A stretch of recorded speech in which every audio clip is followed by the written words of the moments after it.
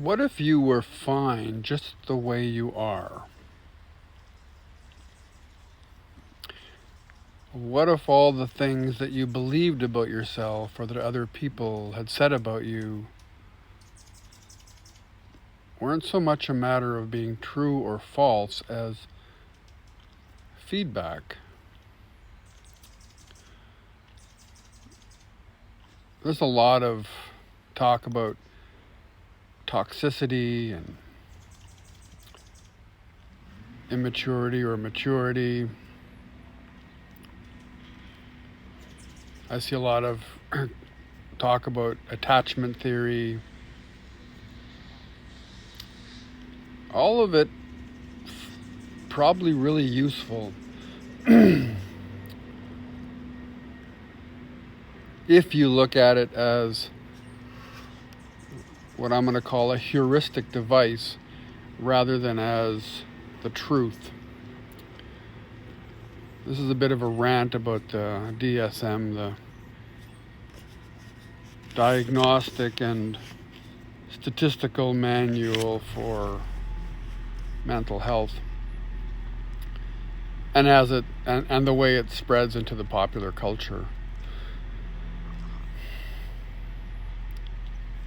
I love this idea that our nervous systems are built for relationships, and that relationships are the places where we get to work out things. I also love this, the first Aquarian Sutra. Remember that the other is you. So everything that comes to me, and particularly in relationships, is a way for me to know myself. It's not about,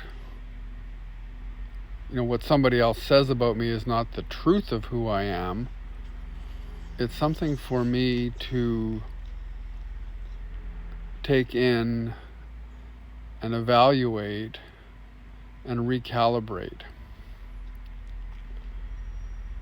Now, you've probably heard this metaphor before. When an airplane is flying from Vancouver to Toronto or wherever it's flying to, it doesn't fly in a straight line. It's constantly making course corrections for any number of reasons, weather, wind, barometric pressure, who knows? There's just a lot of reasons that you can't fly in a straight line. But we expect our lives to follow a straight line. But what if all these relationships that we have, whether it's, me with my father, my mother, my children, my sisters, my friends, my lovers, the women who have been my wives, whether all of these, with teachers, with students, all of these are just here to help me find my way to myself. So there's nothing right or wrong about them.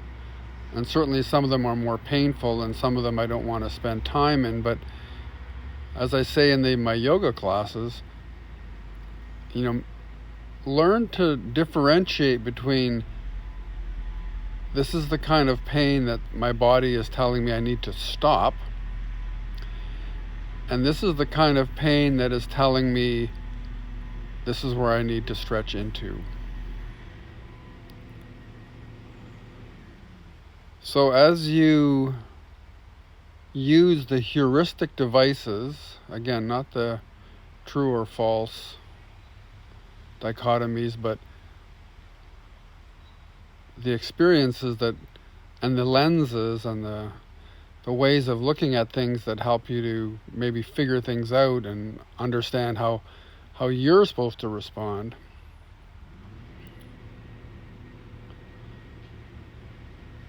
Using the feedback of other people and their responses and their words and their behaviors. Again, not so much as describing any truth, but as feedback on your own journey to yourself. In some cases, it'll be painful enough to stop a relationship or a conversation even.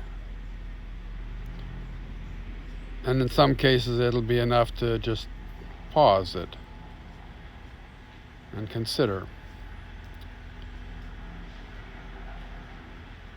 So I strongly believe that for me to create authentic relationships, I need to do my work on my nervous system so that I can actually determine these differences, so that I can actually know when something is threatening my health, my well-being, and when it's just threatening my equilibrium, my sense of comfort.